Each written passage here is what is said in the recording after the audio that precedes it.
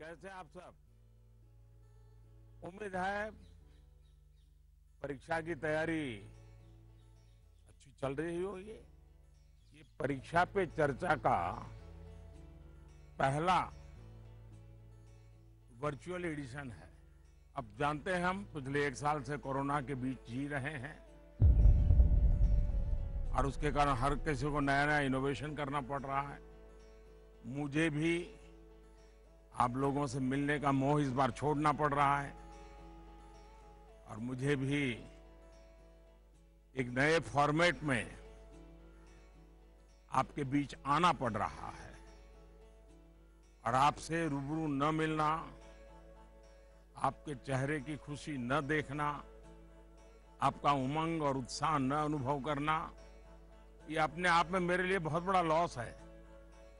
लेकिन फिर भी परीक्षा तो है ही है।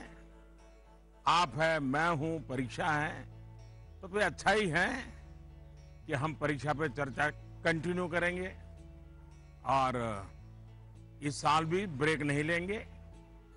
अभी हम अपनी बातचीत का सिलसिला शुरू करने जा रहे हैं। एक बात मैं शुरू में जरूर देशवासियों को भी बताना चाहता हूं और गार्डियंस को बताना चाहता हूं, टीचर्स को बताना चाहता हूं। ये परीक्षा पे चर्चा है, लेकिन सिर्फ परीक्षा की ही चर्चा नहीं है। बहुत कुछ बातें हो सकती हैं। एक हल्का फुल्का माहौल बनाना है, एक नया आत्मविश्वास पैदा करना है और जैसे अपने घर में बैठ के बातें करते हैं, अपनों के बीच बात करते हैं, यार दोस्तों के साथ बात करते हैं, आइए हम भी ऐसे ही बात करेंगे आज।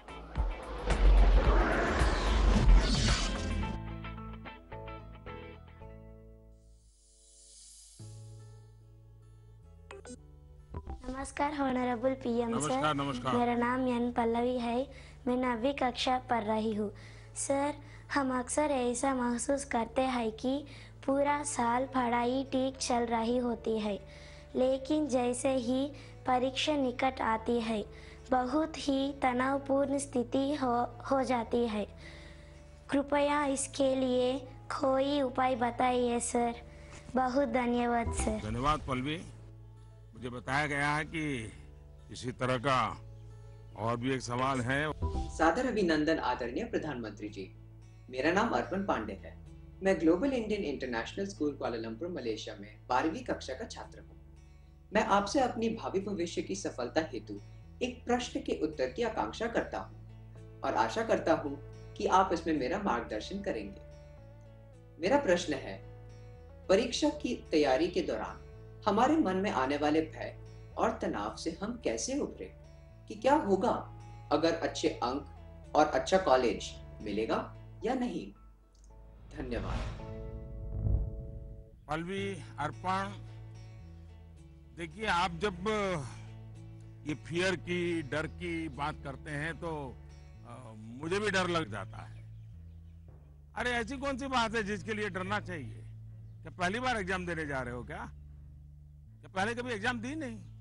क्या आपको मालूम नहीं था कि मार्च महीने, अप्रैल महीने में एग्जाम आती है?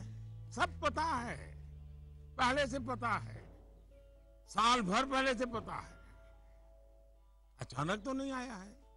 और जो अचानक नहीं आया है,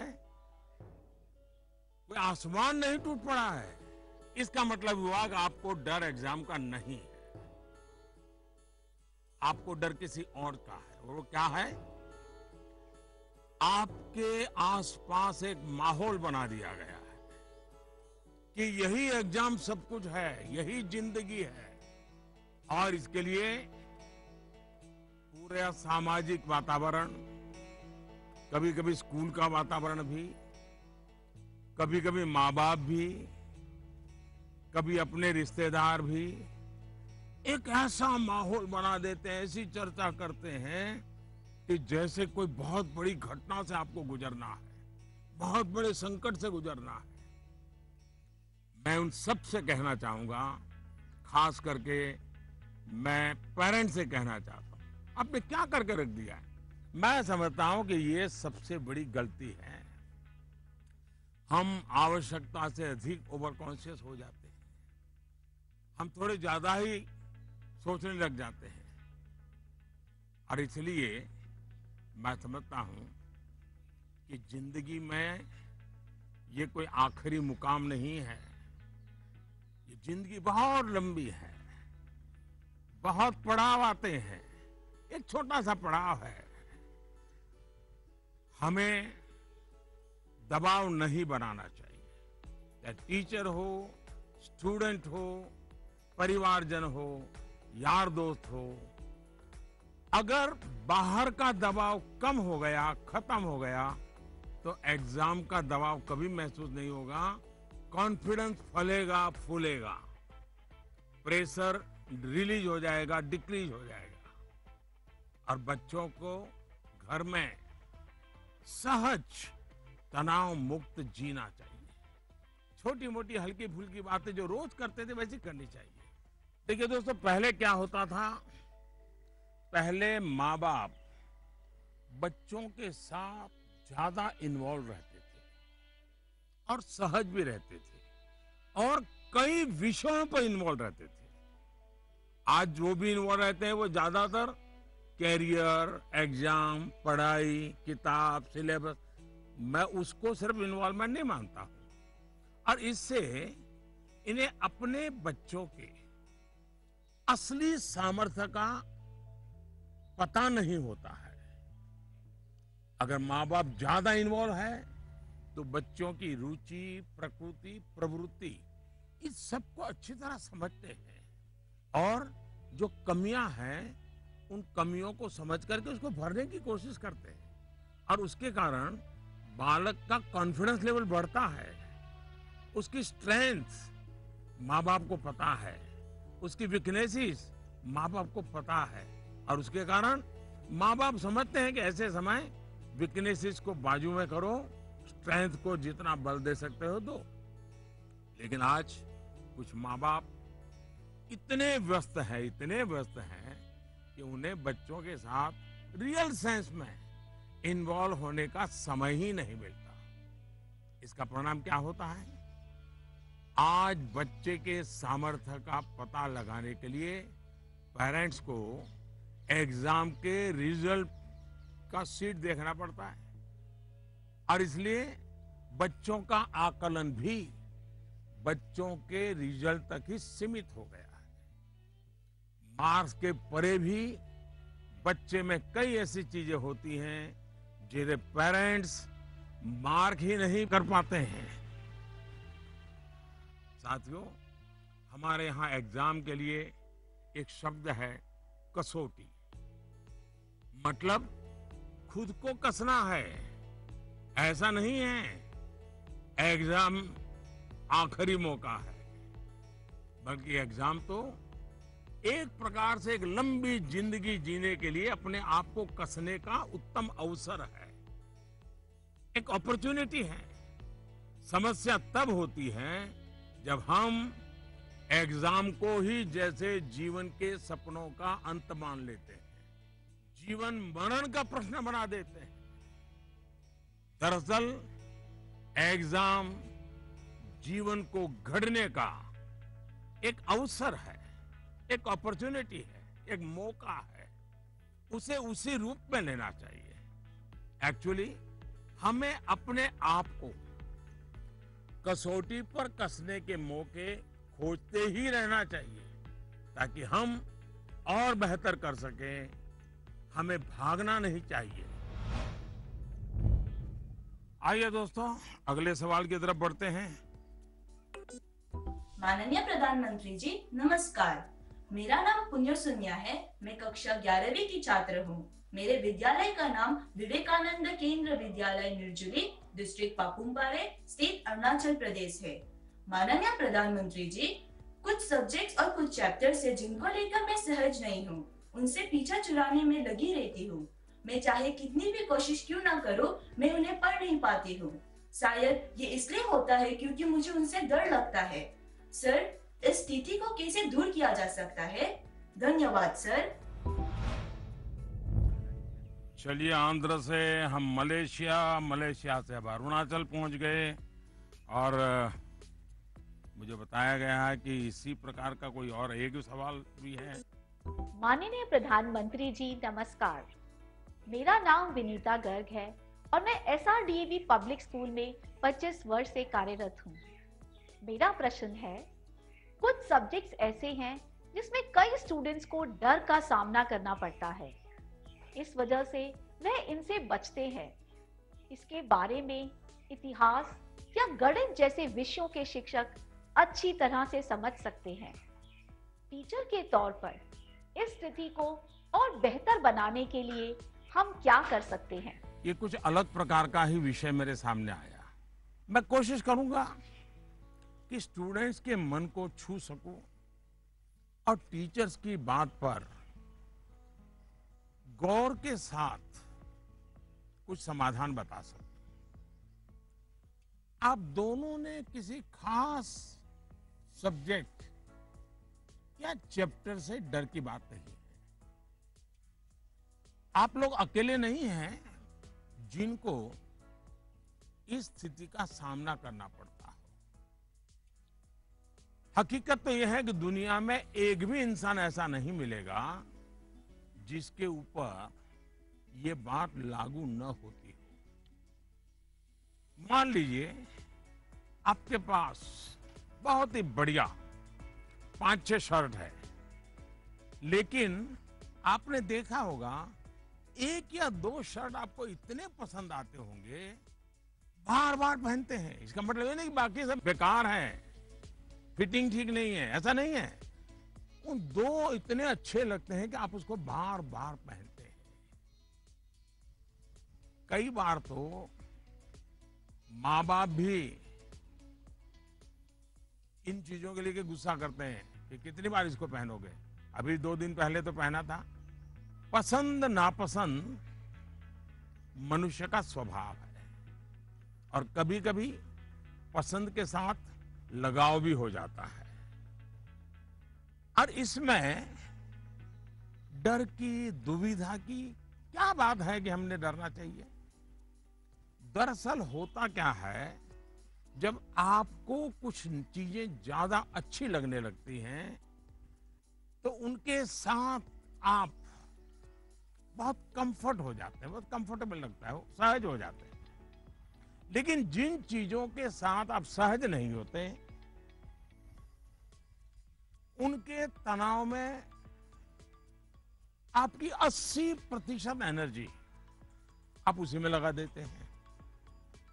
और इसलिए स्टूडेंट से मैं यही कहूंगा कि आपको अपनी एनर्जी को इक्वली डिस्ट्रीब्यूट करना चाहिए। सभी विषयों में बराबर बराबर।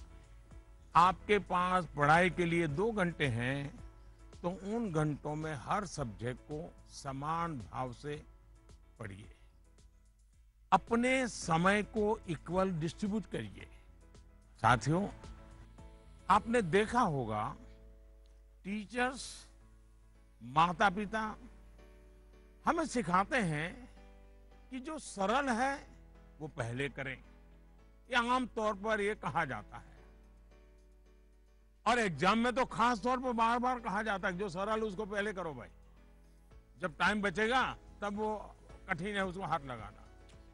लेकिन पढ़ाई को लेकर मैं समझता हूं ये सलाह आवश्यक नहीं है और उपयोगी भी नहीं है। मैं जरा इन चीज को अलग नजरिए से देखता हूं। मैं कहता हूं जबकि पढ़ाई की बात हो तो कठिन जो है उसको पहले लीजिए। आपका माइंड फ्रेश है, आप खुद फ्रेश हैं, उसको अटेंड करने का प्रयास कीजिए। जब कठिन को अटेंड करेंगे तो सरल तो और भी आसान हो जाएगा। मैं अपना अनुभव बताता हूं। जब मैं मुख्यमंत्री था, फिर प्रधानमंत्री बना, तो मुझे भी बहुत कुछ पढ़ना पड़ता है, बहुत कुछ सीखना पड़ता है, बहुतों से सीखना पड़ता है, चीजों को समझना पड़ता है। तो मैं क्या करता था, जो मुश्किल बातें होती है, जिसके निर्णय थोड़े गंभीर होते हैं, मैं मेरे सुबह जो शुरू करता हूं तो कठिन चीजों से शुरू करना पसंद करता हूं। मुश्किल से मुश्किल चीजें मेरे अफसर मेरे सामने लेकर के आते हैं, क्योंकि उनको मालूम है कि वो मेरा एक अलग मूड होता है, मैं चीज़ों को बिल्कुल तेजी से समझ लेता हूँ, निर्णय करने की दिशा में आगे बढ़ता हूँ। मैंने अपना एक नियम बनाया है, कोशिश की है। और जो सरल चीजें हैं, दिन भर की थकान के बाद रात देर हो जाती है, तो चलो भाई अब उनको मैं ज्यादा दिमाग खपाने की जरूरत नहीं हो, कोई गलती होने का कारण नहीं है, तो उन चीजों को मैं देर रात तक खींच लेता हूँ। लेकिन सुबह जब उठता हूँ तो फिर कठिन से ही मुकाबला करने के लिए निकल पड़ता हूँ। दोस्तों, एक और बात हमें अपने आप से सीखनी चाहिए। आप देखिए, जो लोग जीवन में बहुत सफल हैं, वो हर विषय में पारंगत नहीं होते, लेकिन किसी एक विषय पर, किसी एक सब्जेक्ट पर उनकी पकड़ जबरदस्त होती है। अब जैसे लता दीदी हैं, लता मंगेशकर जी की पूरे दुनिया में नाम है, हिंदुस्तान के हर जुबान पे नाम है, लेकिन अगर कोई जाकर के उनको कहे कि आज हमारे क्लास में आइए और ज्योग्राफी पढ़ाइए, हो सकता है वो न भी पढ़ा पाए, पढ़ा भी पाए, मैं नहीं जानता हूं कि वो पढ़ा पाए न पढ़ा पाए, लेकिन लता जी की महारत ज्योग्राफी में शायद न भी हो, लेकिन संगीत की दुनिया में उन्होंने जो किया हुआ है, एक विषय पर जिस प्रकार से अपना जीवन खपा दिया है, आज वो हर एक के लिए प्रेरणा का कारण बन गई है। और इसलिए आपको भले कुछ सब्जेक्ट मुश्किल लगते हो, ये कोई आपके जीवन में कोई कमी नहीं है। आप बस ये ध्यान रखिए कि इस मुश्किल लगने वाले सब्जेक्ट की पढ़ाई से खुद को दूर मत कीजिए, उसे भागिए मत। वहीं टीचर्स के लिए मेरी सलाह ये है, वो विद्यार्थियों से उनको टाइम मैनेजमेंट के संबंध में, उसके तौर तरीके के संबंध में, सिलेबस के बाहर जाकर के भी कभी उनसे बातें करें, उनसे चर्चा करें, उनको गाइड करें। विद्यार्थियों को टोकने के बजाय उन्हें गाइड करें। टोकना, रोकना, उसका प्रभाव मन पे और ज्यादा नेगेटिव फैलता है। प्रोत्साहित करने से वो कॉन्सेंट्रेटेड ताकत के रूप में कन्वर्ट हो जाता है। कुछ बातें क्लास में सार्वजनिक तौर पर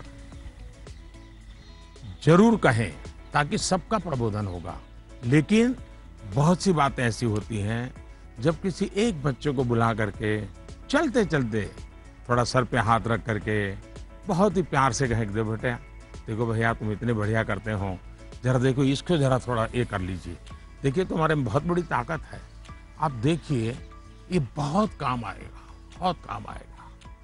एक काम करिएगा, आपके जीवन में ऐसी कौन सी बातें थी जो कभी आपको बहुत कठिन लगती थी और आज आप उसको बड़ी सहजता से कर पा रहे हैं? ऐसे कुछ कामों की लिस्ट बनाइएगा।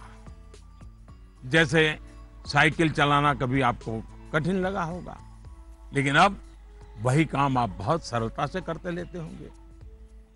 कभी तैरने की बात आई होगी, बहुत डर लगा होगा, उतरने से भी डर लगा होगा, लेकिन आप अच्छे तरह आज तैरना सीख गए होंगे। मतलब जो कठिन था उसको आपने कन्वर्ट कर दिया। आपके जीवन में ऐसी सैकड़ों चीजें होगी, अगर आप ये याद करके जरा किसी कागज पर लिख लेंगे तो कभी आपको किसी को भी, मुझसे भी कठिन वाला सवाल पूछना ही नहीं पड़ेगा, क्योंकि कभी कोई चीज आपको कठिन लगेगी ही नहीं। मुझ पे भरोसा कीजिए दोस्तों, एक बार करके देखिए। Honorable Prime Minister Ji, Vanakkam. I am Neelanand, studying 12th standard in Vivekananda Kendra Vidyalaya Metric Higher Secondary School, Kanyakumari. Dear sir, during this pandemic situation, after the online classes, we all get more free time than usual. I would like to know how can we make the best use of our free time. My thanks to our Honorable Prime Minister for giving this opportunity. वणक्कम। Mummy papa को पता चलेगा ना कि आप परीक्षा के समय में खाली समय की बात कर रहे हैं, तो फिर देखिए क्या क्या होता है। खैर, मुझे ये सवाल बहुत अच्छा लगा कि आप एग्जाम के समय भी खाली समय पर ध्यान दे रहे हैं, खाली समय पे चर्चा कर रहे हैं। देखिए दोस्तों, खाली समय, इसको खाली मत समझिए, ये खजाना है, खजाना। खाली समय एक सौभाग्य है, खाली समय एक अवसर है। आपकी दिनचर्या में खाली समय के पल होने ही चाहिए, वरना तो जिंदगी एक रोबोट जैसी हो जाती है। दरअसल खाली समय दो तरह के हो सकते हैं। एक जो आपको सुबह से ही पता है कि आज आप 3 से 4 बजे तक फ्री हैं, या आने वाले रविवार को आप आधा दिन फ्री हैं, या आप 4 तारीख को छुट्टी है, आप दोपहर तक आपके पास कोई काम नहीं, आपको पता है। लेकिन दूसरा वो जिसका पता आपको लास्ट मोमेंट में चलता है। अगर आपको पहले से ही पता है कि मेरे पास खाली समय है, तो आप अपने पेरेंट्स या अपने बहन भाई से कह सकते हैं कि मैं आपकी हेल्प करूंगा। आपको क्या काम करना है, आप क्या कर रहे हैं, मैं क्या हेल्प कर सकता हूं। दूसरा, आप सोचें कि ऐसी कौन सी चीजें हैं जो आपको खुशी देती है। थोड़ा भारी भरकम शब्द है, स्वांतः सुखाय, जिसमें से आपको सुख मिलता है, आपको आनंद मिलता है, आपके मन को बहलाती है। आप ऐसा भी कुछ कर सकते हैं। अब आपने मुझे पूछा है तो मैं भी सोचता हूं कि मैं क्या करना पसंद करता हूं। मैंने अपनी दिनचर्या में ऑब्जर्व किया है कि अगर मुझे थोड़ा सा भी खाली समय मिल जाए और अगर झूला है तो मेरा मन करता है कुछ पल में झूले पर जरूर बैठूं। बहुत थकान है और 5 मिनट का भी समय मिल गया, या फिर मैं कोई काम भी कर रहा हूं, तो अपने खाली समय में झूले पर बैठकर, पता नहीं क्या कारण है, लेकिन मेरा मन प्रफुल्लित हो जाता है। जब आप खाली समय अर्न करते हैं तो आपको उसकी सबसे ज्यादा वैल्यू पता चलती है। इसलिए आपकी लाइफ ऐसी होनी चाहिए कि जब आप खाली समय अर्न करें तो आपको असीम आनंद दें। यहां यह भी ध्यान रखने की जरूरत है कि खाली समय में किन चीजों से बचना चाहिए, नहीं तो वही चीज सारा समय खा जाएगी, पता भी नहीं चलेगा, और अंत में रिफ्रेश रिलैक्स होने के बजाय आप तंग आ जाएंगे, थकान महसूस करने लगेंगे। एक और मुझे लगता है कि खाली समय में हमें अपनी क्यूरियोसिटी, जिज्ञासा बढ़ाने की और ऐसी कौन सी चीजें हम कर सकते हैं जो शायद बहुत प्रोडक्टिव हो जाएगी। आपके माँ या पिता अगर खाना बना रहे हैं, उसे ऑब्जर्व कीजिए। नई नई चीजों में अंदर जाने का, कुछ नया जानने का, इसका इम्पैक्ट सीधा सीधा दिखाई नहीं देता है, पर जीवन में इसका बहुत बड़ा गहरा प्रभाव होता है। फ्री टाइम का एक और बेस्ट यूज हो सकता है कि आप कुछ गतिविधियों से अपने आप को जोड़ें, जिसमें आप को एक्सप्रेस कर पाए, आपकी यूनिकनेस को बाहर ले आ सके, जिसमें आप अपनी इंडिविजुअलिटी से जुड़ सके। ऐसा करने के बहुत से तरीके हैं और आप भी ऐसे बहुत से तरीके जानते हैं। स्पोर्ट्स हैं, म्यूजिक है, राइटिंग है, पेंटिंग है, स्टोरी राइटिंग है। आप बहुत कुछ कर सकते हैं।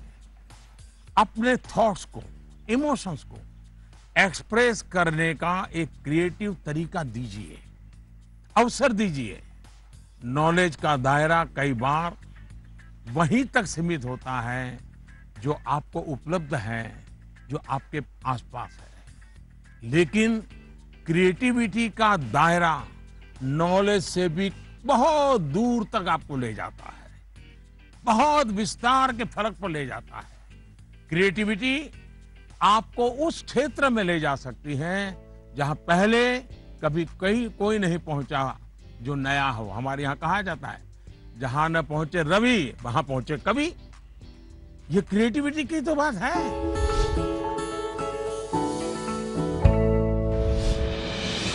With the world's largest COVID vaccination drive, India is leading the way. As the vaccine reaches every corner of the nation, do not forget the mantra, Dawai bhi, Kadai bhi. Let's continue our fight against COVID-19. Vaccination along with social distancing, sanitization and masks. Mask up, India! Put your mask on and cover your nose and be safe. Mask up, India.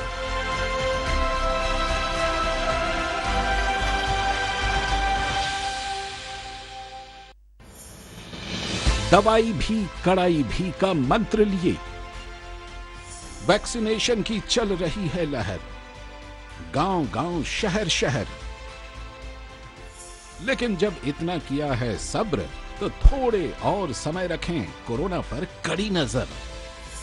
ना छोड़ें 2 गज दूरी, sanitisation और mask की सावधान डगर। रहें इस खतरे से सचेत हर प्रहर। कोरोना को हराना है तो मास्क जरूर लगाना है। Mask up, India! दवाई भी कड़ाई भी, और इसीलिए जब भी अपने घर से बाहर निकले अपने मुंह और नाक को ढक के रखें। Mask up, India.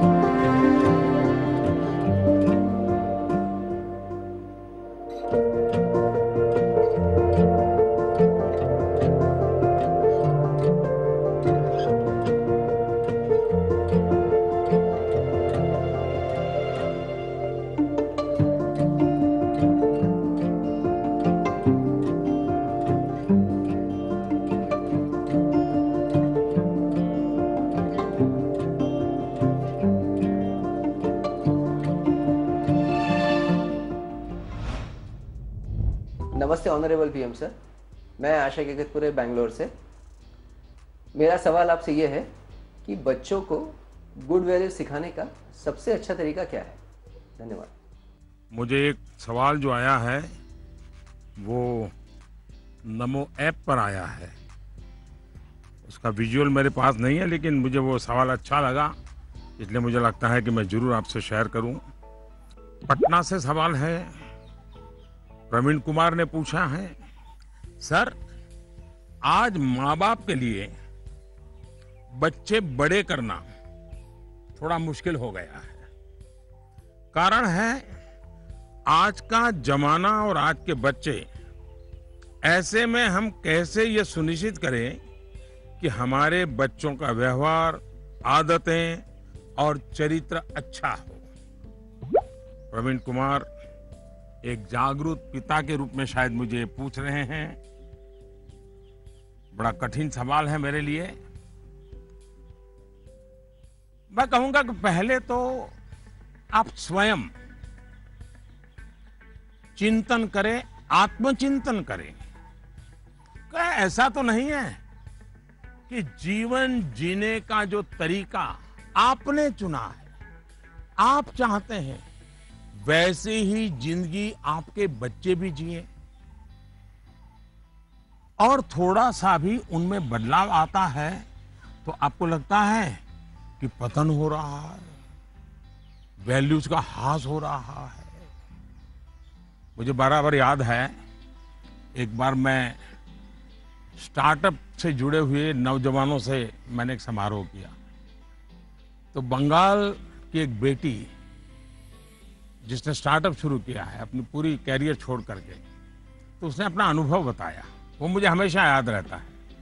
उस बेटी ने कहा कि मैंने अपनी नौकरी छोड़ दी, कैरियर छोड़ दी और स्टार्टअप शुरू किया, और मेरी माँ को जब पता चला तो मेरी माँ ने तुरंत कहा सर्वनाश। यानी इतना माँ को झटका लगा, लेकिन बाद में वो बेटी स्टार्टअप में बहुत सफल रही थी। आपको सोचना चाहिए कि आप अपने भाव विश्व में अपने बच्चों को जकड़ने का प्रयास तो नहीं कर रहे हैं, और इसलिए आपका परिवार, आपकी परंपराएं, उसमें मूलभूत मूल्यों को कैसे जोड़ दें, हमें आइडेंटिफाई करना चाहिए। जैसे हमारे यहां कहा जाता है जन सेवा ही प्रभु सेवा है, ये हमारे शास्त्रों में मूल्य के रूप में है। लेकिन आपके घर में पूजा पाठ तो बहुत होती है, दुनिया को दिखता है कि आप बहुत धार्मिक हैं, रिचुअल से भरा जीवन है, लेकिन आप जनसेवा में कहीं नजर नहीं आते हैं। अब जब आपकी संतान यह विरोधाभास देखती हैं तो उसके मन में कॉन्फ्लिक्ट शुरू हो जाता है, सवाल खड़े हो जाते हैं, और सवाल उठना स्वाभाविक में है। उसी प्रकार से भी हमारे मूल्य हैं कि जीव मात्र से परमात्मा का वास है। उसी प्रकार से हम सबकी मान्यता है और हमें यह सिखाया गया है, हमारे जीवन मूल्य के रूप में प्रस्थापित हो चुका है, और हमारी सोच है कि जीव मात्र में परमात्मा का वास है। लेकिन आपके घर में जो काम करने आते हैं, झाड़ू पोछा लगाने आते हैं, लिफ्ट चलाने वाला होता है, आपको स्कूल में छोड़ने वाला ऑटो रिक्शा ड्राइवर है, क्या कभी आपने उनसे उनके सुख दुख की चिंता और चर्चा की है? क्या कभी आपने पूछा वे आपके परिवार में तो किसी को कोरोना नहीं हुआ है ना, आपके परिवार के तो सब सुखी है ना, आप जिस गांव से आए हो उस गांव में तो सब ठीक है ना? क्या आपने कभी पूछा है? अगर आप ऐसा करते तो आपको अपने बच्चे को मूल्य नहीं सिखाने पड़ते। मैं आप पर सवाल नहीं खड़े कर रहा, एक सामान्य व्यवहार की बात कर रहा। कुछ लोग वाकई ऐसा नहीं करते। बच्चे का बर्थडे होता है, बहुत सारी तैयारियां होती हैं। कितने लोग अपने घर में काम करने वालों से कहते हैं कि जो भी काम करना है 5 बजे तक पूरा कर दो, 6 बजे जब मेहमान आना शुरू हो जाएंगे तब तुम भी हमारे परिवार के मेहमान के रूप में कपड़े पहन करके, अच्छे कपड़े पहन करके परिवार के सबको लेकर के आ जाना। आप देखिए आप उनसे क्या कहते हैं। आज घर में बहुत से मेहमान जाने वाले हैं, देर तक रुकना पड़ेगा। आप ऐसा कहने के बजाय क्या कहते हैं, देखो कल बहुत मेहमान आने वाले हैं, बहुत काम है, तुम घर बता के आ जाना, देर से आऊंगा, देर से आऊंगी। यानी आपका बच्चा देख रहा है कि इतना बड़ा उत्सव है घर में, लेकिन वो जो मेरे लिए मेहनत करते हैं दिन रात, वो तो इसमें हिस्सेदार ही नहीं है। और तभी उस बच्चे के मन में टकराव शुरू होता है। मैं आपको एक और उदाहरण देता हूं। हम कहते हैं बेटा बेटी एक समान, ये मूल्य है हमारे यहां देव रूप की जो कल्पना की गई है उसमें स्त्री भगवान का उतना ही महत्व है।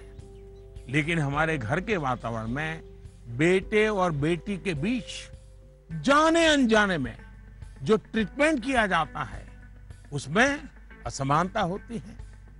उसके बाद जब वही बेटा समाज जीवन में जाता है तो उसके द्वारा नारी समानता में कुछ न कुछ कमी की संभावना बन ही जाती है। ये सही है कि परिवार के संस्कार अच्छे होते हैं तो बुराइयां हावी नहीं होती हैं, लेकिन 19-20 का ही फर्क होता है। बेटे के व्यवहार में कुछ न कुछ कमी रह जाती है। इसलिए हमने जो अपना भाव विश्व बनाया हुआ है वो जब व्यवहार की कसौटी पर खरा नहीं उतरता है तब बच्चों के मन में अंतर्द्वंद शुरू हो जाता है। इसलिए मूल्यों को कभी भी थोपने का प्रयास न करें, मूल्यों को जीकर प्रेरित करने का प्रयास करें।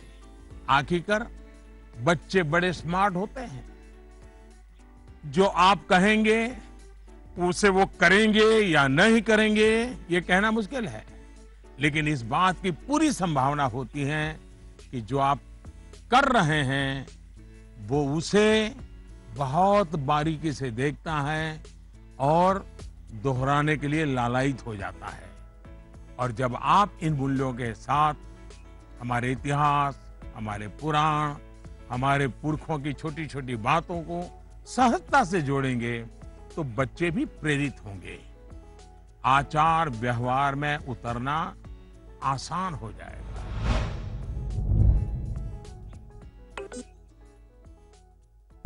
नमस्कार सर, मैं प्रतिभा गुप्ता, कुंदन विद्या मंदिर लुधियाना से। सर, मेरा आपसे सवाल ये है कि हमें हमेशा काम करवाने के लिए बच्चों के पीछे भागना पड़ता है, तो हम कैसे उन्हें सेल्फ मोटिवेटेड बना सकते हैं ताकि वे अपनी चीजें खुद करें? धन्यवाद। आप बुरा न माने तो मैं जरा इस विषय में आपसे अलग राय रखता हूं।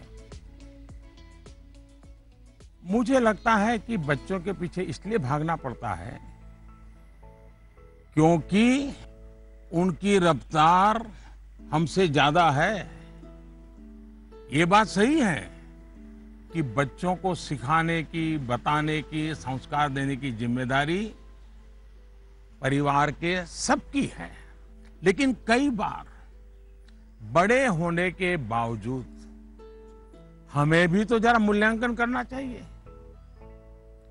हम एक सांचा तैयार कर देते हैं और बच्चे को उसमें ढालने की कोशिश करते रहते हैं और समस्या यहीं से शुरू होती है।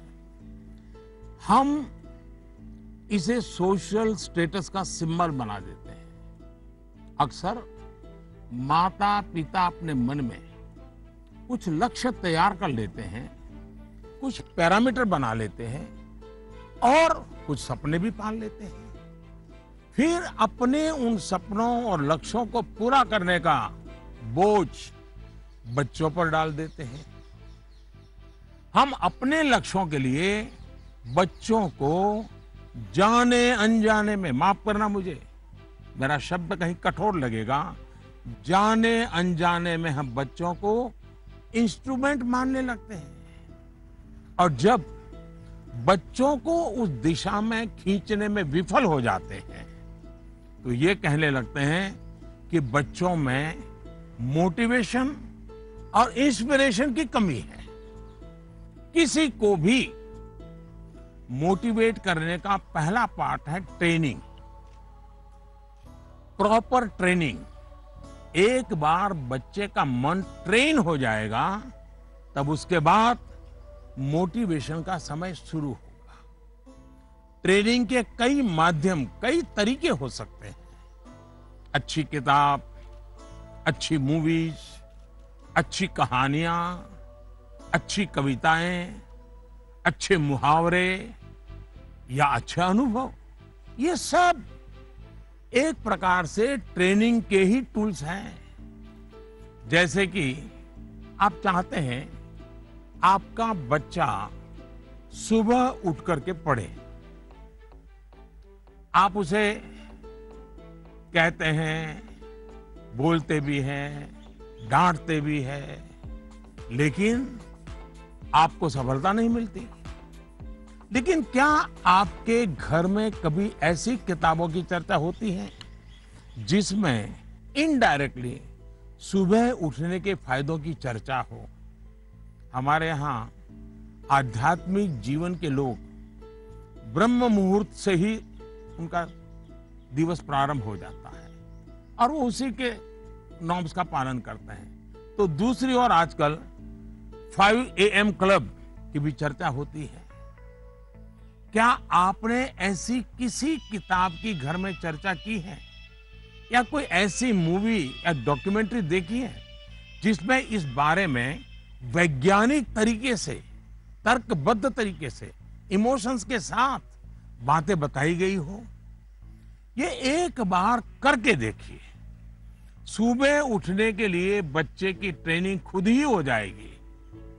एक बार मन ट्रेन हो गया, मन में बच्चा समझ गया कि सुबह उठने का क्या फायदा है, तो फिर वो खुद मोटिवेट होने लगेगा। यही तो एनवायरनमेंट क्रिएशन होता है जिसकी घर में सबसे ज्यादा जरूरत है। आप बच्चे के बचपन का वो समय याद करिए जब आप उसको गोद में लेते थे।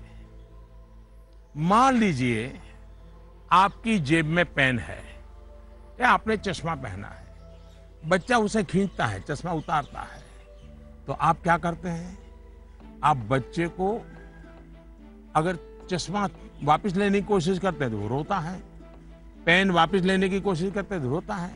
तो समझदार माँ बाप क्या करते हैं? उसको एक बड़ा बॉल उसके सामने खड़ा कर देते हैं, लेकर के खड़े हो जाते हैं।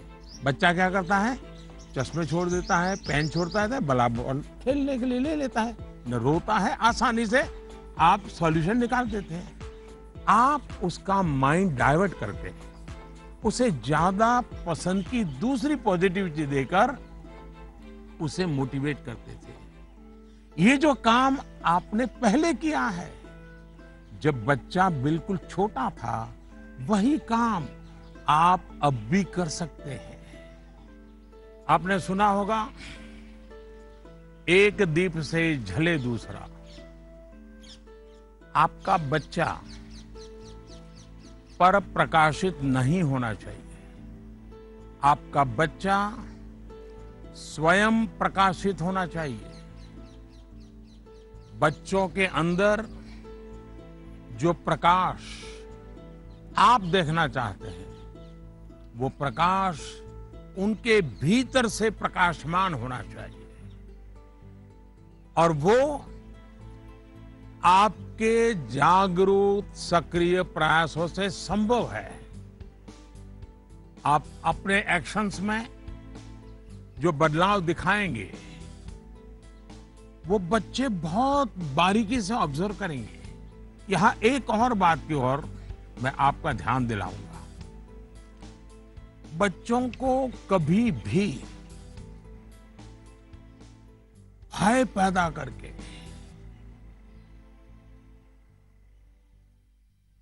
ये होगा तो ये होगा, ऐसा होगा तो ऐसा होगा, कृपा करके ऐसी कोशिश मत कीजिए।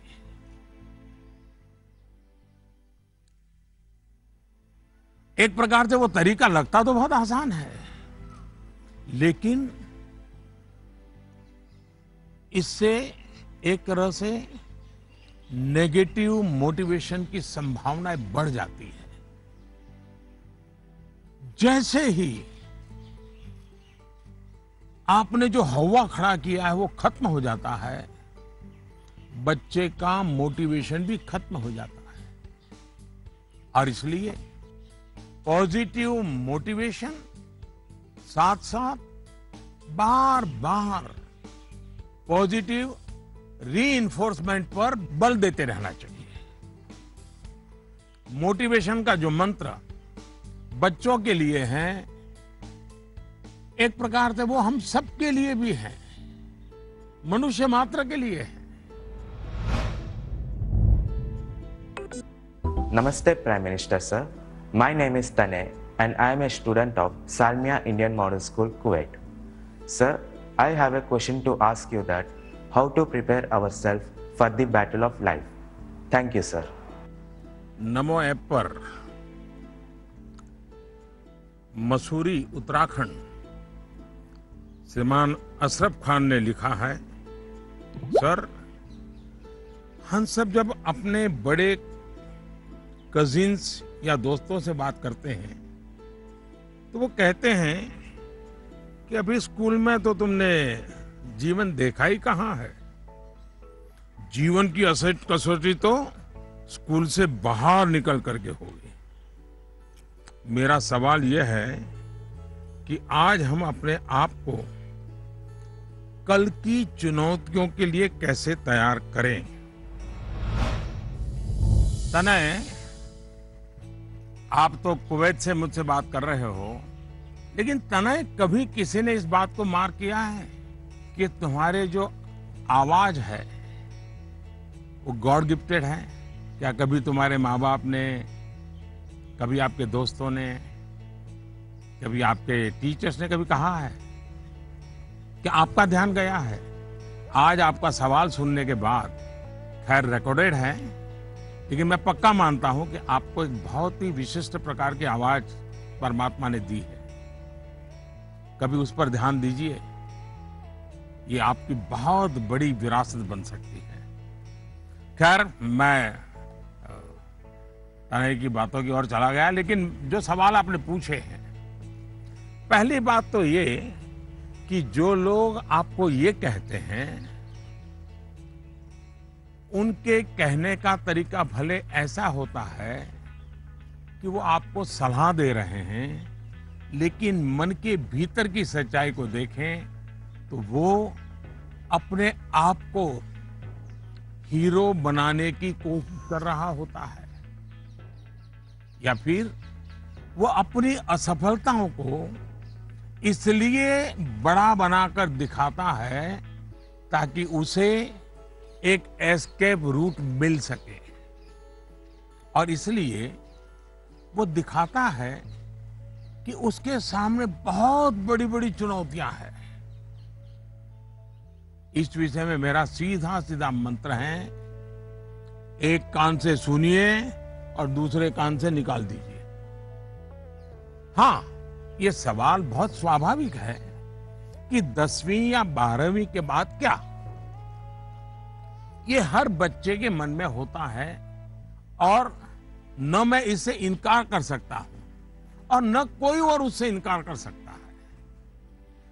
बहुतों के लिए ये सवाल चिंता और निराशा फैलाने वाला हो सकता है। दुर्भाग्य से आज के चकाचौंध भरे युग में सेलिब्रिटी के कल्चर के कारण और उसका प्रभाव होने के कारण स्टूडेंट लाइफ में एक धारणा बन गई है कि जो टीवी पर आता है, जिसकी अखबारों में चर्चा होती है, वैसा कुछ बनना है, वैसा कुछ करना है। ये बुरी बात नहीं है, लेकिन जीवन की सच्चाई से ये बहुत दूर है। ये जो प्रचार माध्यमों में 1000-2000 लोग हमारे सामने आते हैं, दुनिया इतनी छोटी नहीं है। इतनी बड़ी विश्व व्यवस्था, इतना लंबा मानव इतिहास, इतनी तेजी से हो रहे परिवर्तन बहुत सारे अवसर लेकर के आते हैं। जीवन की सच्चाई ये है कि जितने लोग हैं उतनी विभिन्नताएं हैं, जितने लोग हैं उतने अवसर भी है। हमें अपनी जिज्ञासा का दायरा बहुत बड़ा करने की आवश्यकता है, उसको विस्तार देने की आवश्यकता है, और इसलिए आवश्यक है कि 10वीं क्लास में, 12वीं क्लास में भी आप अपने आसपास के जीवन को ऑब्जर्व करना सीखिए। आपके आसपास इतने सारे प्रोफेशन है, नेचर ऑफ जॉब्स है, और बदलते हुए नेचर ऑफ जॉब्स हैं। खुद को ट्रेन करिए, अपनी स्किल बढ़ाइए और उसका लाभ उठाइए। करियर के चुनाव में एक पक्ष ये भी है कि बहुत से लोग जीवन में इजी रूट की तलाश में रहते हैं। बहुत जल्दी वाहवाही मिल जाए, आर्थिक रूप से बड़ा स्टेटस बन जाए, ये इच्छा ही जीवन में कभी कभी, हर बार नहीं लेकिन कभी कभी अंधकार की शुरुआत भी करने का कारण बन जाती है। फिर ये अवस्था ऐसी होती है जिसमें सपने पालना और देखना जरा अच्छा लगता है। सपनों में खोए रहना अच्छा लगता है। सपने देखना अच्छी बात है, लेकिन सपने को लेकर के बैठे रहना और सपनों के लिए सोते रहना, ये तो सही नहीं है।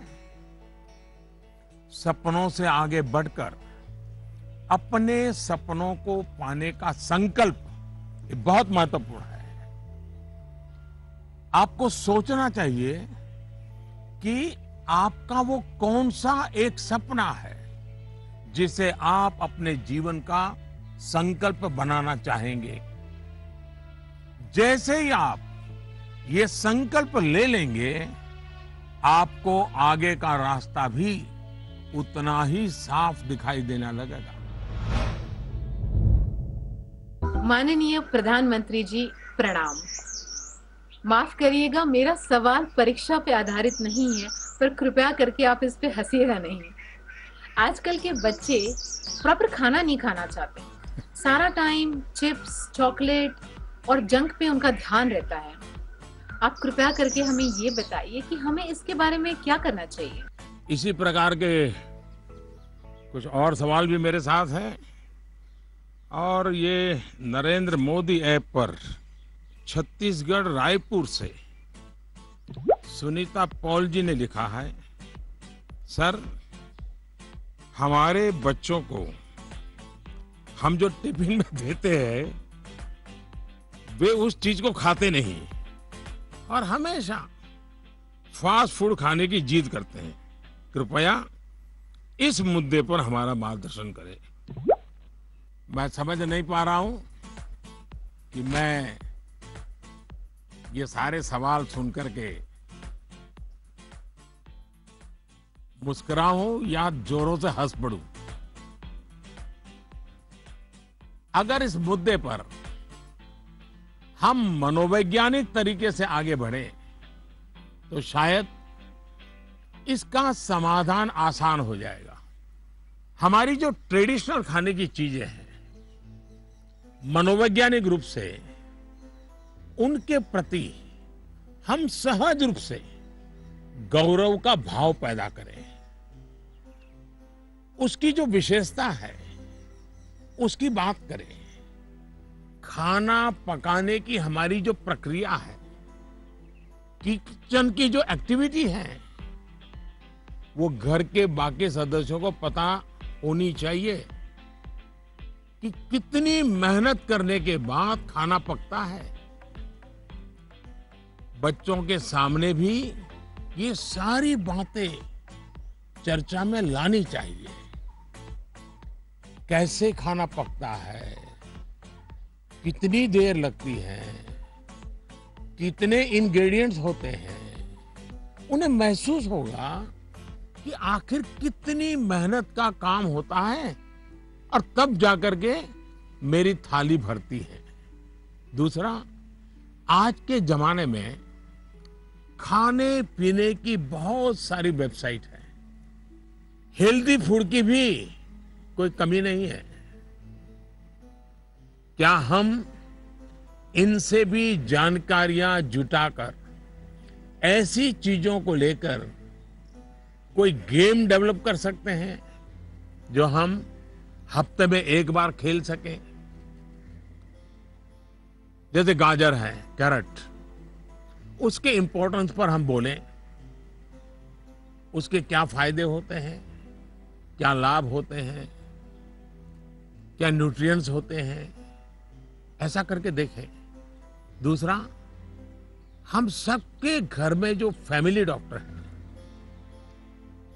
वो डॉक्टर एक प्रकार से मित्र होते हैं। जब कभी उनका घर आना हो तो उनकी बातें पूरा परिवार सुने कि किस प्रकार के खाने का क्या महत्व है, न्यूट्रिएंट्स कहां से मिलते हैं, क्या खाना चाहिए, वो बता सकते हैं कि आपके घर में क्या प्रॉब्लम हेरिडिटरी है और उनसे बचने के लिए क्या खाना आवश्यक है। इससे भी बच्चों को फायदा होगा। तीसरा, आप टीचर से रिक्वेस्ट कर सकते हैं कि आप बच्चों में ये क्या आपको तकलीफ हो रही है, खास करके खाने के विषय में, टीचर को समझाइए, टीचर को विश्वास में लीजिए। अब देखिए, टीचर बड़ी कुशलता से कथा कहते कहते, बात करते करते, हंसी मजाक में उसके दिमाग में भर देगा कि ये क्यों करना चाहिए। और टीचर के कहने का बच्चों पर अलग ही असर होता है। हमें भी कुछ कुछ नए एक्सपेरिमेंट करते रहना चाहिए। मैंने काफी ऐसे उदाहरण देखे हैं जहां परिवार में ट्रेडिशनल खाना ही बच्चों को मॉडर्न रंग रूप में बनाकर दिया जाता है, तो उससे बच्चों में भी उसको लेकर एक स्वाभाविक आकर्षण पैदा होता है। खैर, ये मेरे सिलेबस के बाहर का विषय है, लेकिन हो सकता है शायद मेरी कुछ बातें काम आ जाए आपको।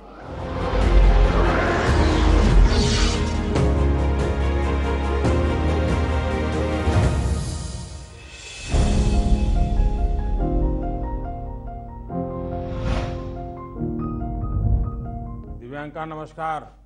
दिव्यांका क्या पढ़ती हो? जी सर, मैं कॉमर्स की छात्रा हूँ। और पुष्कर की ही रहने वाली हो? जी सर। तो पुष्कर की कोई पवित्र चीज का मुझे वर्णन करोगी? क्या है पुष्कर की विशेषता? पुष्कर में एकमात्र ब्रह्मा मंदिर है। हाँ। और जो पुष्कर राज है वह 68 तीर्थों का गुरु है। अच्छा, ब्रह्मा का क्या रोल रहा है? जी, उन्होंने पृथ्वी को क्रिएट किया है।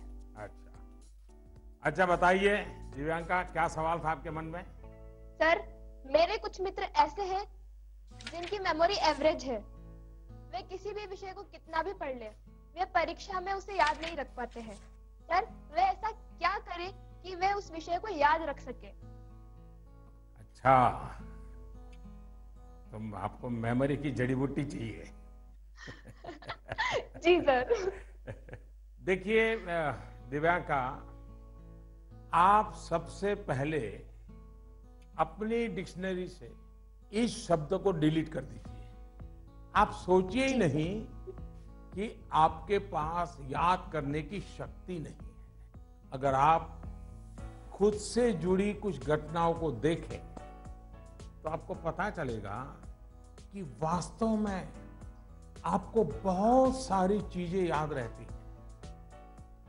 जैसे आपकी मदर टंग, क्या मदर टंग आपने किसी को बहुत ग्रामर के साथ पढ़ाया था क्या, सिखाया था क्या? नहीं सर। आपको याद होगा? नहीं नहीं। क्या स्कूल में आपने सीखी या किताब में कहीं भी नहीं? हाँ, ये सब सुन करके सीख ली।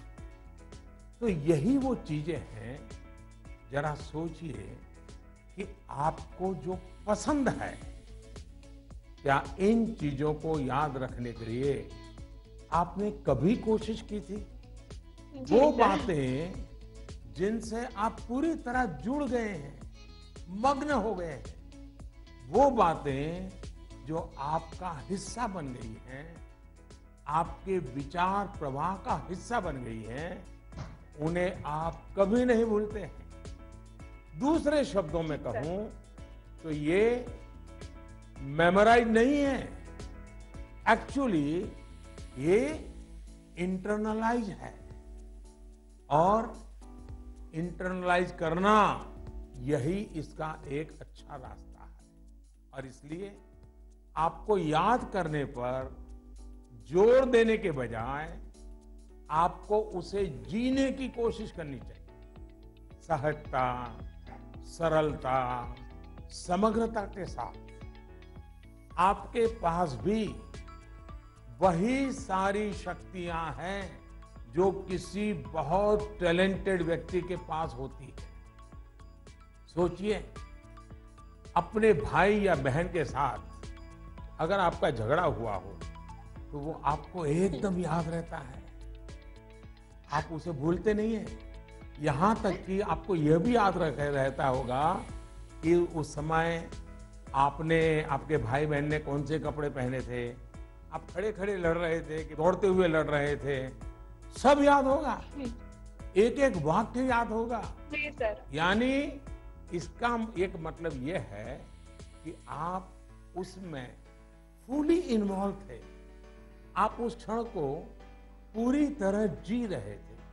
साफ है कि चीजें याद रहे, प्रॉपरली रिकॉल कर सके, उसके लिए आप जिस क्षण में है उस क्षण में ही रहना और उसमें पूरी तरह से इन्वॉल्व रहना बहुत जरूरी है।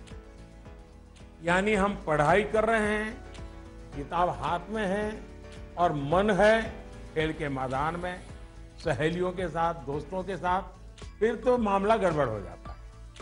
आगे जाकर आप में से कोई विद्यार्थी अगर साइकोलॉजी पढ़ेगा तो उसमें मेमोरी बाय एसोसिएशन का कंसेप्ट विस्तार से समझाया जाएगा।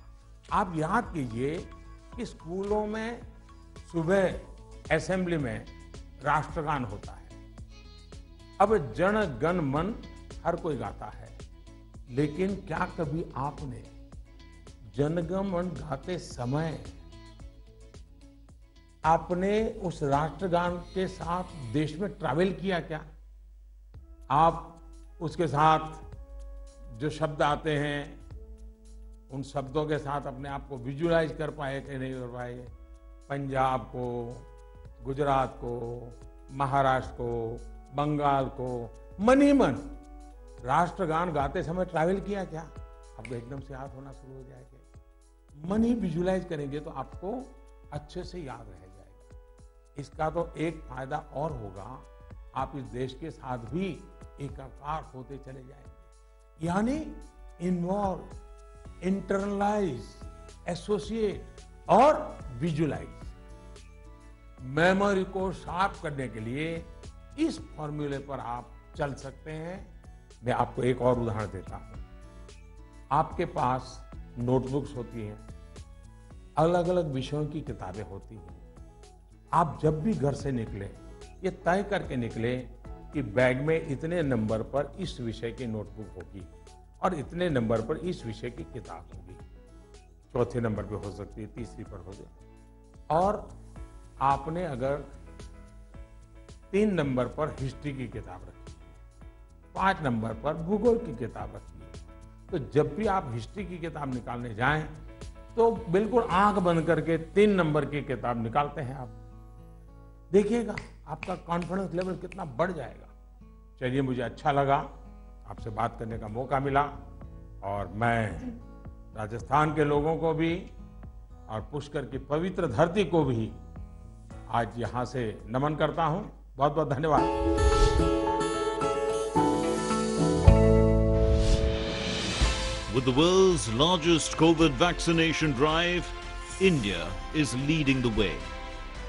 As the vaccine reaches every corner of the nation, do not forget the mantra, Dawai bhi, Kadai bhi. Let's continue our fight against COVID-19. Vaccination along with social distancing, sanitization and masks. Mask up, India! Put your mask on and cover your nose and be safe. Mask up, India.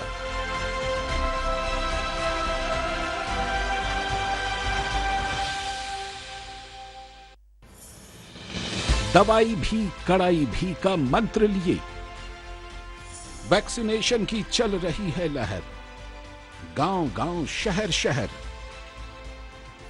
लेकिन जब इतना किया है सब्र तो थोड़े और समय रखें कोरोना पर कड़ी नजर। ना छोड़ें 2 गज दूरी, सैनिटाइजेशन और मास्क की सावधान डगर।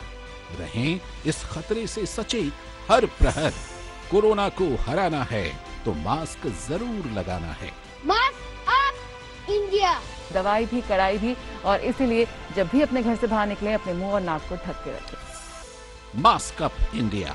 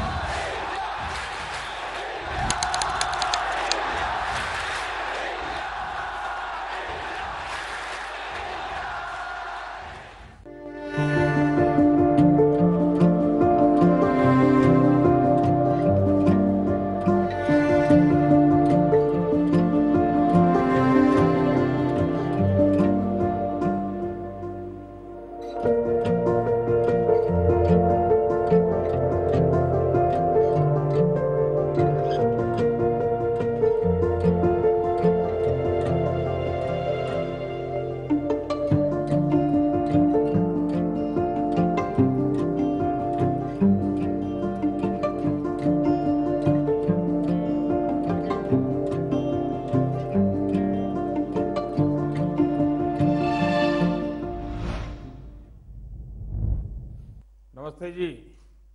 नमस्कार सर। हाँ बताइए। मेरा प्रश्न यह है कि जब हम किसी प्रश्न का उत्तर याद करते हैं तो वह हमें अच्छी तरह से याद हो जाता है, लेकिन जब हम स्कूल में लिखना शुरू करते हैं तो क्वेश्चन पेपर को देखकर ही हम अचानक से सब कुछ भूल जाते हैं। सर कृपया करके यह बताइए कि ऐसा क्यों होता है। Thank you sir. आपका शुभ नाम क्या? सुहान सहगल। अच्छा सहगल जी, आप पढ़ते कहाँ हैं? Alcon international school. अच्छा, ये सवाल पहले किसी को पूछा है? नहीं सर। नहीं पूछा। मम्मी पापा को पूछा? नहीं सर। टीचर को पूछा? नहीं सर। लो बड़े कमाल के हो यार, मैं ही मिला गया तुम्हें। लेकिन आपका सवाल मैं समझता हूं ज्यादातर विद्यार्थियों के मन में ही रहता है। जब मैं भी तुम्हारी तरह पढ़ता था ना, तो ये बात तो मन में रहती थी कि यार पता नहीं क्यों याद नहीं आ रहा है। देखिए, परीक्षा हॉल में जाते समय आपको अपने मन को बिल्कुल शांत करके जाना चाहिए।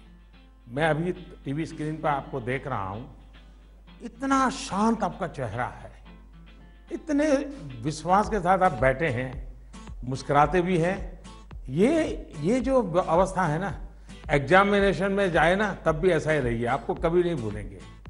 आपका मन अशांत रहेगा, चिंता में रहेगा, आप घबराए हुए रहेंगे, तो इस बात की संभावना बहुत ज़्यादा होगी कि जैसे ही आप क्वेश्चन पेपर देखेंगे कुछ देर के लिए सब कुछ भूल जाएंगे। इसका सबसे अच्छा उपाय यही है कि आपको अपनी सारी टेंशन परीक्षा हॉल के बाहर छोड़कर जाना चाहिए, और आपको ये भी सोचना चाहिए कि जितनी तैयारी आपको करनी थी आपने कर ली है।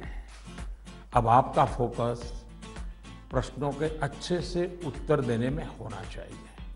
आप इस बात से भी नहीं घबराइए कि कुछ नया आ गया तो क्या होगा, कुछ ऐसा आ गया जो आपने पढ़ा ही नहीं है तो क्या होगा।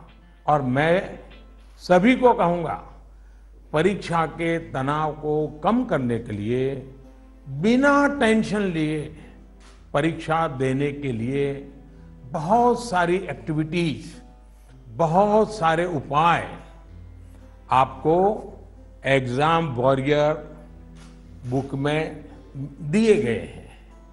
और अभी भी एग्जाम वॉरियर बुक को एक मैंने नया एडिशन, इस मुझे कोरोना में थोड़ा समय मिल गया तो मैंने इसको थोड़ा इम्प्रूवमेंट भी किया है, कुछ एडिशन भी किया है। इस बार इसमें बच्चों के लिए ही मंत्र नहीं है, बल्कि मैंने पेरेंट्स के लिए भी काफ़ी कुछ लिखा है। कई सारी एक्टिविटीज नमो ऐप पर भी दी हुई है। आप इसमें पार्टिसिपेट करके अपने मित्रों के साथ शेयर भी कर सकते हैं। और मुझे विश्वास है, थोड़ा सा प्रयास कीजिए, मन में से निकल जाएगा और आपको पक्का फायदा होगा। और आपके साथियों और मैं आपसे चाहूंगा कि आपको जब भी फायदा हो तो मुझे लिख करके दीजिए। एग्जाम वॉरियर पढ़ करके मुझे चिट्ठी लिखिए। लिखोगे ना? जी सर। वाह, शाबाश। Thank you sir. नमस्ते जी। मेरा नाम भारवी पोपट है। मैं गुजरात अहमदाबाद के ग्लोबल मिशन इंटरनेशनल स्कूल संस्कार धाम के कक्षा 11वीं कॉमर्स की छात्रा हूँ। श्रीमान, इस कोरोना काल में उद्योग, व्यापार, सरकार को भी तकलीफ आई होगी, लेकिन क्या आपने सोचा है कि विद्यार्थियों को क्या तकलीफ आई? सर, इस संकट को मैं अपने जीवन में किस रूप में याद रखूं? ऐसा लगता है कि हम छात्रों का एक साल निरर्थक हो गया हो। मेरी जगह आप होते तो क्या करते? आपका मार्गदर्शन हमें दिशा देगा। धन्यवाद। धारवी आपका छोटा भाई है? बड़ा भाई, छोटा भाई कोई है घर में? छोटी बहन है। हैं? छोटी बहन है सर। छोटी बहन है। अच्छा जी सर। छोटी बहन को ऐसे ही डांटती हो जैसे अभी कह रही थी? नहीं सर। है? ऐसे आंखें खोल करके बोल रही थी? अच्छा, साबरमती आश्रम पहले आई थी कि आज पहली बार आई? सर, फर्स्ट टाइम आई हूँ आज। फर्स्ट टाइम आई हो? कितने साल से अहमदाबाद में रह रही हो? 6 years सर। अच्छा, तो 6 साल से रह रही हो और आपको कभी मन नहीं कर गया कि भारत की आजादी का इतना महत्वपूर्ण स्थान, वहां कभी जाना चाहिए? आज तो सुबह से आ गए होंगे आप लोग? जी सर, बिल्कुल। तो आपने देखा क्या? आज सब चीजें देखी क्या? हाँ सर, देखी। मन को शांति का अनुभव हुआ? हाँ सर, बहुत शांति का अनुभव हुआ। देखिए, जा करके अपने संस्कार धाम के दोस्तों को भी कहो कि साबरमती आश्रम जाना चाहिए, और अपने परिवार और मित्रों के भी कहो कि साबरमती आश्रम जाना चाहिए और वहां की शांति का अनुभव करना चाहिए। कुछ पल मौन वहां बैठना चाहिए। करोगे? हाँ सर। अच्छा, अब आप चलिए, आपके सवाल पर आता हूं। मैं तो एकदम से धारवी को उपदेश ही देने लग गया था। देखिए, आपकी बात बिल्कुल सही है। जहां तक कोरोना का प्रश्न है, मैं तो इसे इस रूप में देखता हूं कि जो गलती आपने नहीं की, उसका खामियाजा आपको उठाना पड़ा। ये आपके लिए जीवन की एक सीख है कि कई बार जीवन में बहुत कुछ अचानक घटता है, अकल्पनीय घटता है, और इन घटनाओं पर आपका कोई नियंत्रण नहीं होता है। कोरोना में भी हम कह सकते हैं कि बच्चों का, युवाओं का जो नुकसान हुआ है वो बहुत बड़ा है। बचपन के लिए तो 1 साल का नुकसान बड़ी इमारत की नींव में एक खालीपन जैसा है। इस कमी को भरना आसान नहीं है।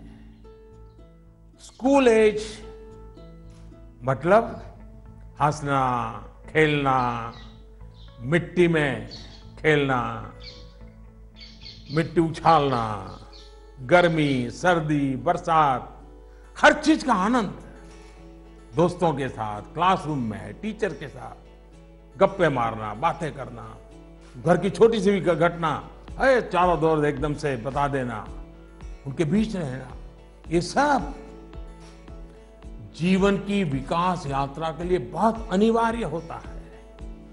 इन सब चीजों से आप सहज ही कितना कुछ सीख सकते हैं। आपको भी लगता ही होगा, कोरोना काल के पहले का समय आप याद करते होंगे तो सोचते होंगे कि कितना कुछ मिस किया है। लेकिन कोरोना काल में अगर काफी कुछ खोया है तो बहुत कुछ पाया भी है। कोरोना की सबसे पहली सीख तो यही है कि आपने जिस चीज को, जिन जिन लोगों को मिस किया, उनकी आपके जीवन में कितनी बड़ी भूमिका है, ये इस कोरोना काल में ज्यादा पता चला है।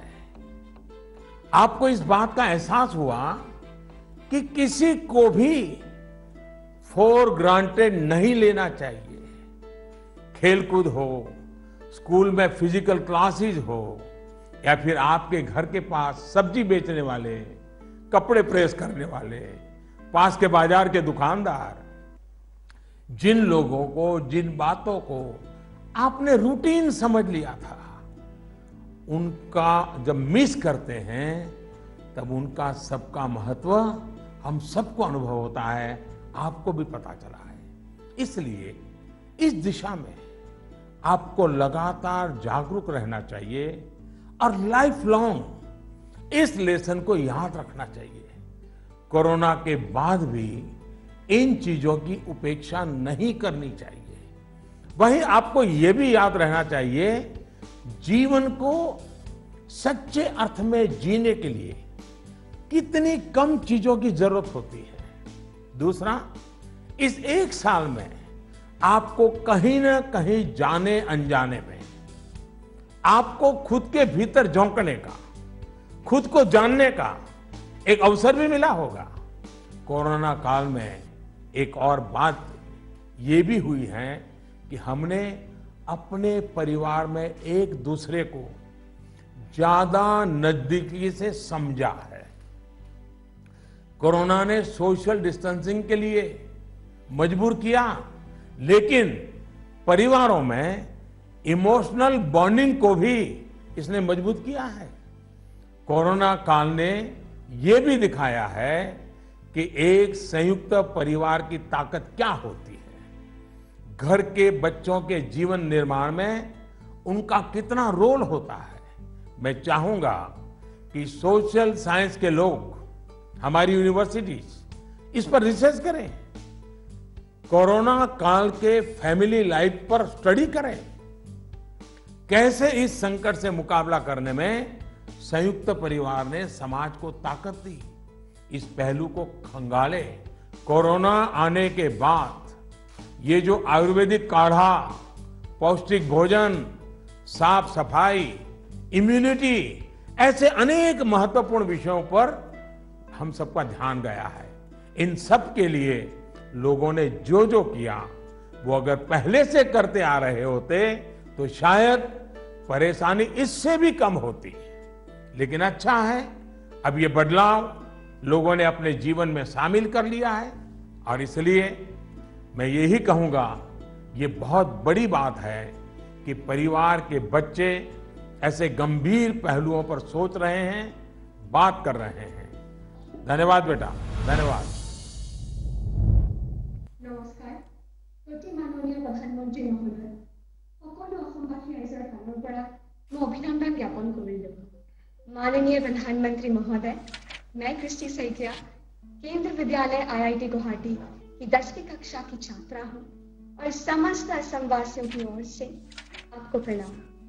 सर, नई पीढ़ी की एक बच्चे के तौर पर हम अपने पेरेंट्स और अपने बीच की जनरेशन गैप को हमेशा कम करना चाहते हैं। तो प्राइम मिनिस्टर सर, हम ये किस प्रकार कर सकते हैं, कृपया अपने मार्गदर्शन दीजिए। क्या नाम बताया बेटा? सर, कृष्टि सैकिया। इतनी बढ़िया हिंदी कैसे बोल लेती हो? धन्यवाद सर। चलिए, आपका सवाल तो बहुत अच्छा है। एक विद्यार्थी के रूप में आपने जो सवाल पूछा है, उसके लिए मैं आपकी बहुत सराहना करता हूं। ये बताता है कि आप उस मुद्दे को लेकर कितने संवेदनशील हैं।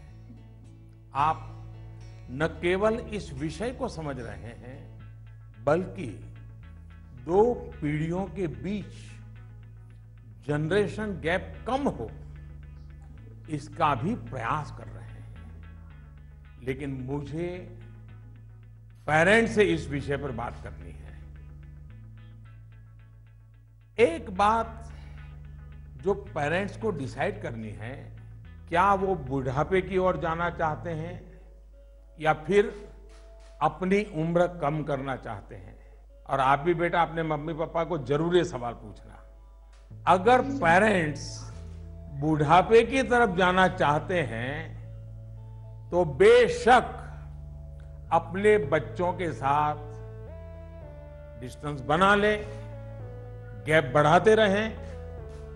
अगर आपको नवजीवन की ओर आगे बढ़ना है, अपनी उम्र घटानी है, युवा बने रहना है, तो आप अपने बच्चों के साथ गैप कम कीजिए, क्लोजनेस बढ़ाइए। ये आपके फायदे वाला है। आप याद करिए, जब आपका बच्चा 1 साल की उम्र का था तो आप उसके साथ कैसे बातें करते थे? तब आप उसे हंसाने के लिए कैसी कैसी आवाजें निकालते थे? आप अपने चेहरे के भांति भांति के एक्सप्रेशन बनाकर कैसे उससे बात करते थे? ऐसा करते हुए क्या कभी आपने सोचा कि कोई देखेगा तो क्या कहेगा? कभी आपने सोचा कि लोग आपको ऐसा करते हुए देखेंगे तो ये कहेंगे ये कैसे चेहरे बना रहा है, कैसी आवाज निकाल रहा है? क्या कभी उस समय आपने ये सोचा कि आपके बच्चे के मन में क्या चल रहा होगा? आपको उस समय आनंद आया, इसलिए आपने ये किया। आपने किसी की परवाह नहीं की, यानी आप सब कुछ छोड़कर खुद एक बच्चे बन गए। बच्चे से खेलने के लिए आप खुद खिलौना बन गए और बच्चे के खिलौनों से भी उतना ही चाव से खेले। आप याद करिए, कभी आप घोड़ा बने होंगे, कभी बच्चे को पीठ पर बिठाकर चले होंगे, कभी कंधे पर बिठाकर घर भर घूमे होंगे, कभी 4 पैर करके चले होंगे। बच्चा रोया होगा तो उसे चुप कराने के लिए आप भी जुट-मुट कर रोए होंगे। तब आपको कोई फर्क नहीं पड़ता था कि देखने वाला क्या कहेगा, घर के बाकी लोग क्या कहेंगे, समाज क्या कहेगा, दोस्त क्या कहे, कुछ नहीं सोचा। क्या कभी सोचा था? आप उसका आनंद लेते हैं और ऐसा बच्चे के 5-6 साल की उम्र तक चलता रहता है। जैसे ही बच्चा थोड़ा बड़ा होता है तो एक लेवल पर मेंटेलिटी ऐसी हो जाती है कि माँ बाप बच्चे को डोमिनेट करना चाहते हैं, बच्चे को हर चीज सिखाना चाहते हैं। अचानक जो दोस्त थे वो दोस्त न रहकर बच्चे के इंस्ट्रक्टर बन जाते हैं और कभी कभी इंस्पेक्टर भी बन जाते हैं। साथियों, बच्चा जब बाहर की दुनिया में पैर रखता है तो बहुत सी बातें ऑब्जर्व करता है। घर में जो देखा था उससे कुछ ज्यादा, कुछ अलग, कुछ नया वो देखने लगता है। उस समय आपकी ये जागरूक जिम्मेदारी है कि उस नए वातावरण में आपका बच्चा और अधिक फले फूले। और इसका उत्तम तरीका है कि आप उसके मन से जुड़े, उसके मन से ही करें और उसकी हर बात को इमोशनली अटैच होकर के सुने। ऐसे नहीं फोन कर रहे हैं और वो बोल रहा है, ऐसा नहीं होना चाहिए। बिल्कुल उसके साथ जुड़िए। आपको जो पसंद नहीं, अगर वो काम आपका बच्चा करके आया है तो उसको डांटिए मत, टोकिए मत, बस सुनते रहिए। सुनते समय उसको लगना चाहिए कि आप उसको कितना प्यार करते हैं। हाँ, लेकिन जो चीज अच्छी नहीं है उसको मन में रजिस्टर करके रखिए। और ये ग्रोइंग एज के बच्चों के लिए करना बहुत जरूरी होता है। आप जितना हो सके उसकी बात सुनिए, उसकी बात समझिए। आप इंस्ट्रक्टर बनकर उसे सुबह से शाम तक क्या करना है ये मत समझाइए। बार बार ये मत पूछिए कि मैंने ये कहा था, क्या क्या किया। बस अपनी आंखें खुली रखिए, कान खुले रखिए, उस पर ध्यान रखिए। उसमें सुधार से जुड़ी जो बातें आपने रजिस्टर की हैं, जो आपको ठीक नहीं लगा उसे ठीक करने के लिए बहुत विचार करके एक एनवायरनमेंट क्रिएट करिए ताकि उसे खुद ही लगे कि वो कहाँ गलत कर रहा है। जब माँ बाप बच्चों के साथ हम उम्र बनकर ही जुड़ते हैं तो कोई इश्यू नहीं होता है। जैसे बच्चा कोई नया गाना सुन रहा है, कोई नया म्यूजिक सुनकर आनंद ले रहा है, तो आप भी उसके साथ उस आनंद में शामिल होने की कोशिश करिए। आप उसको मत कहो कि 30 साल पहले हमारे जमाने में तो वो गाना था, हम वो बजाएंगे। नहीं, ऐसा मत करो। वो जो गाना उसको पसंद है आप उससे जुड़िए, आनंद लीजिए ना। ये समझने की कोशिश तो करिए कि आखिर ऐसा क्या है उस गाने में कि आपका बच्चा उसे पसंद कर रहा है। लेकिन होता क्या है कि हम देखते हैं ठीक इसी समय कुछ माता पिता ये कहने लगते हैं कि ये क्या बेकार का गाना सुन रहे हो, असली म्यूजिक तो हमारे समय में होता था। अब तो जो बनता है वो सिर्फ शोर शराबा होता है। होता क्या है कि बच्चा आप पर आकर के आपको कोई बात बताता है। वो बताता है कि आज स्कूल में हमने ये किया, तो कहीं आप अपनी ही कहानी लेकर तो नहीं बैठ जाते हैं कि अरे ये तो ऐसे ही, क्या है, क्या नई चीज है, ये तो वैसा ही है। अपने बच्चे के साथ उसकी जनरेशन की बातों में उतनी ही दिलचस्पी दिखाइएगा, आप उसके आनंद में शामिल होंगे तो आप देखिएगा जनरेशन गैप कैसे खत्म हो जाती है। और शायद जो बात आप कहना चाह रहे हैं वो उसके समझ में भी आ जाए। और इसलिए जनरेशन गैप को कम करने के लिए बच्चों और बड़ों को एक दूसरे को समझना होगा, खुले मन से गपशप करनी होगी, खुलकर बातें करनी होगी, समझना होगा, सुनना होगा और फिर आपको बदलने की तैयारी भी रखनी होगी। चलिए, असम से इतना बढ़िया सवाल मुझे मिला, जरा मैं लंबा ही जवाब दे गया, लेकिन मुझे अच्छा लगा। बहुत बहुत धन्यवाद बेटा। धन्यवाद सर। नमस्ते सर। नमस्ते। I am Shran Roy of class 10. I study in Central Model School, Barakpur, Kolkata. Sir, in the exam season, what scares us more is that what happens after exam. What will happen if our result does not come so good? Is failure in examination is actually the failure in our life too? अरे यार, ऐसा कैसे सोचते हो, हैं?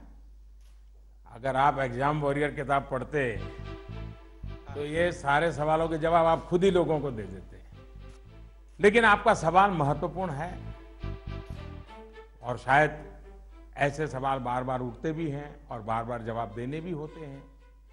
एक बार कहने से बात बनने वाली नहीं है।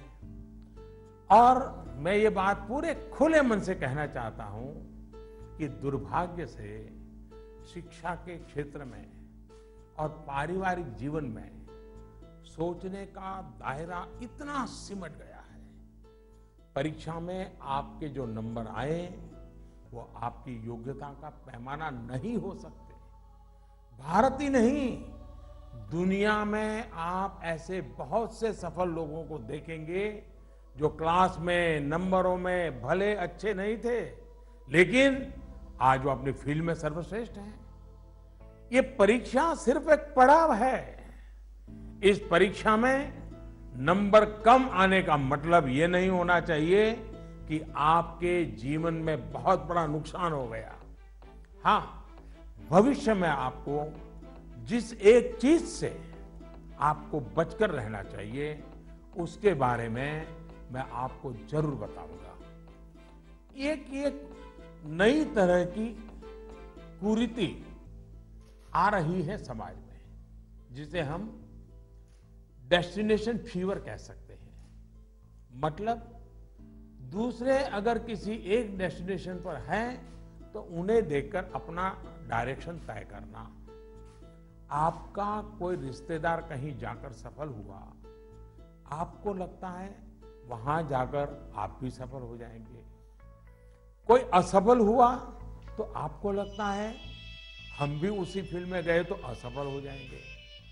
हमें लगता है वो स्टूडेंट इस दिशा में गया, इस क्षेत्र में गया, ये बना, उस क्षेत्र में उसने ये नाम कमाया, तो हम भी वही करेंगे, तभी हमारा जीवन सफल होगा। ये सोच सही नहीं है दोस्तों। इसी सोच का परिणाम है कि बहुत से स्टूडेंट्स इतने तनाव में जी रहे हैं। आप जो पढ़ते हैं वो आपके जीवन की सफलता और विफलता का पैमाना सिर्फ यही एकमात्र नहीं हो सकता। आप जो जीवन में करेंगे वो आपकी सफलता और असफलता को तय करेंगे। आप लोगों के प्रेशर, सोसाइटी के प्रेशर, माता पिता के प्रेशर, इन सब से बाहर निकलिए।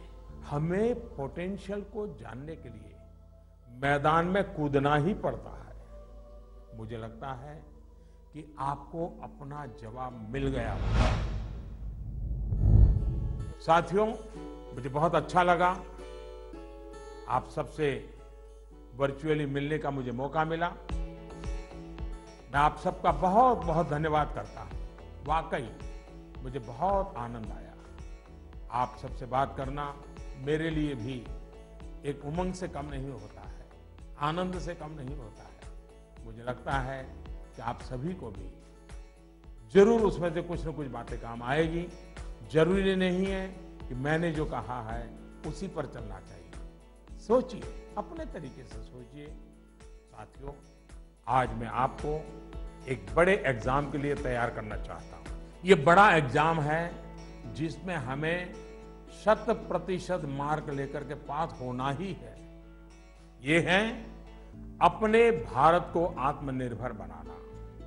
ये है वोकल फॉर लोकल को जीवन मंत्र बनाना। मेरा एक आग्रह है, जब आपकी बोर्ड परीक्षाएं समाप्त हो जाएं, तो परिवार के लोगों के साथ मिलकर एक लिस्ट बनाएं। सुबह से लेकर रात तक आप जिन चीजों का उपयोग कर रहे हैं, उनमें से कितनी चीजें विदेशी धरती पर बनी हैं और कितनी चीजों में भारत मां की मिट्टी की सुगंध है, कितनी चीजें किसी देशवासी की मेहनत से बनी हैं।